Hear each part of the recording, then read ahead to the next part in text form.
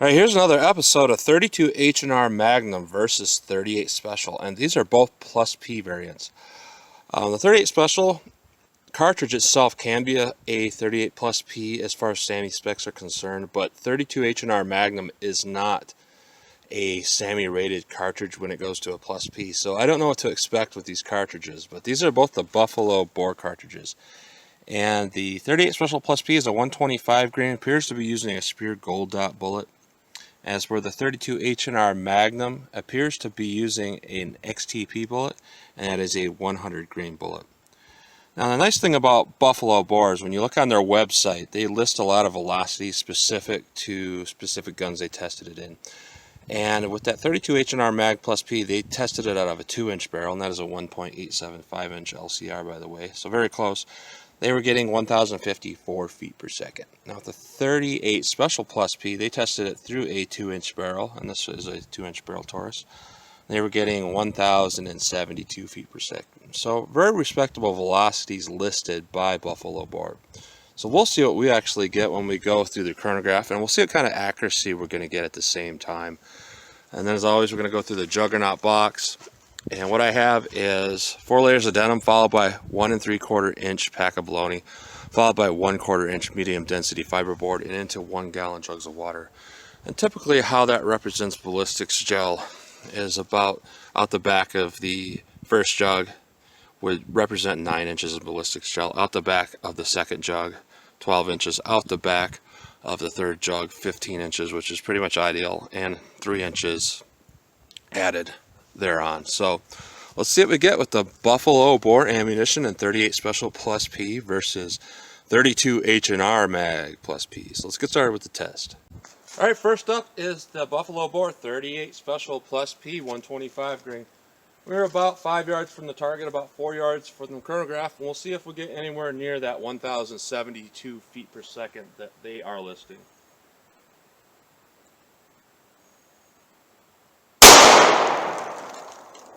$11.10, $11.12, $11.12, $11.14,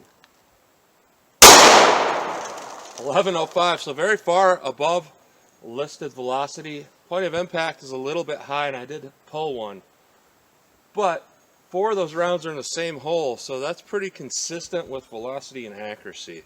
Very powerful cartridge, and I can tell you right now, even though it's cold out and I'm not on top of my game, the recoil was not that bad at all. It certainly was not 357 Magnum recoil. It was 38 Special recoil. Now let's see how the 32 H&R Magnum compares. Alright, 32 H&R Magnum, we'll see how this compares for velocity. 1054 is what they list out of a 2-inch barrel, so we should get that or a little bit less, since this is a shorter barrel. We'll see what we actually get. 12-12, I kind of wasn't expecting that because I haven't fired this gun in a while, so you saw me flinch a little bit there. But 12-12, that is a lot above 1054.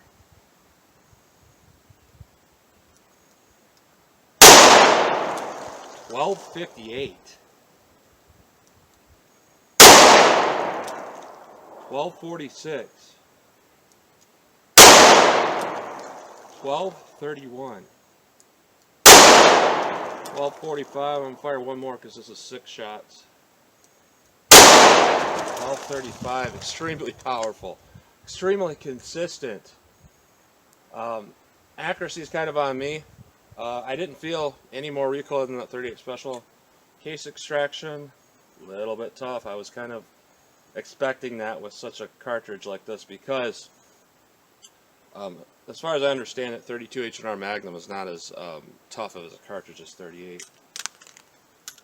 It did come out, but a lot of struggle there. I'll see how the 38 compares. A lot less trouble with the 38 as I expected. So very powerful cartridges. I'm pretty impressed with those velocity numbers. Now let's hit the Juggernaut box and see what we get. This should be pretty interesting. Alright, 38 Special Plus P. We'll see what kind of damage we get to the bologna pack, how much penetration we get, and all of that. So here we go.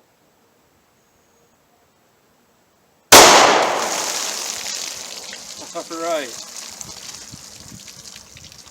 The baloney pack came back at me. Lost some baloney on the ground, but here's the damage.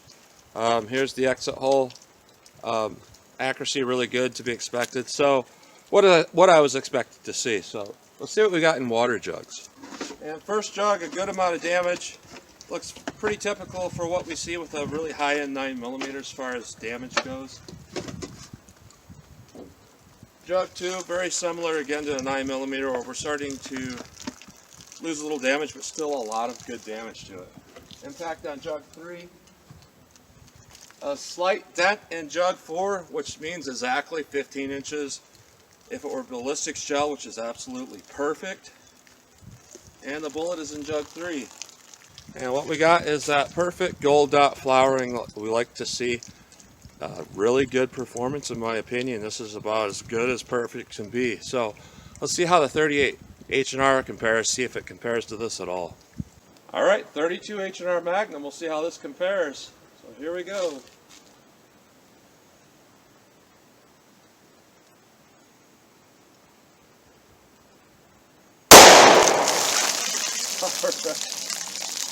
Seems pretty good to me. Here's the back of the baloney pack. Here is the fiberboard, a little bit smaller hole in the fiberboard, but it is a smaller bullet.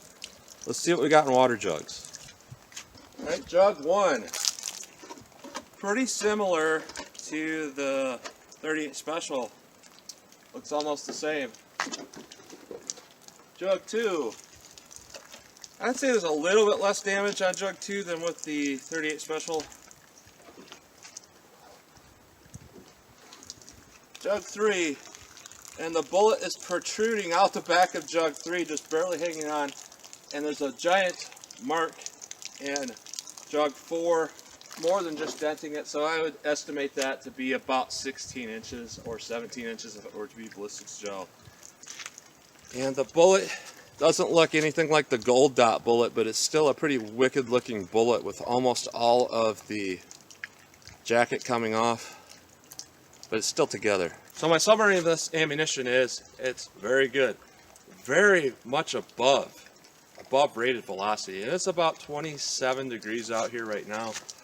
But I did kind of prove in a previous testing that cold temperature doesn't really affect handgun velocity versus warm temperature at a short distance out of a handgun. So long range on a rifle, we would start to see a little bit of a difference. And if the ammunition itself is cold, we would see a difference. But air temperature with warm rounds, which these were both carried in my pocket. So we're getting extraordinarily good velocities. We would get about the same velocity any time of the year. So very much above rated velocity. So I'm very impressed with those numbers. Those are loaded hot. We had a little bit of case sticking with the 32 H&R mag, but that's to be expected with a cartridge that hot. Very good performance with the 38 Special.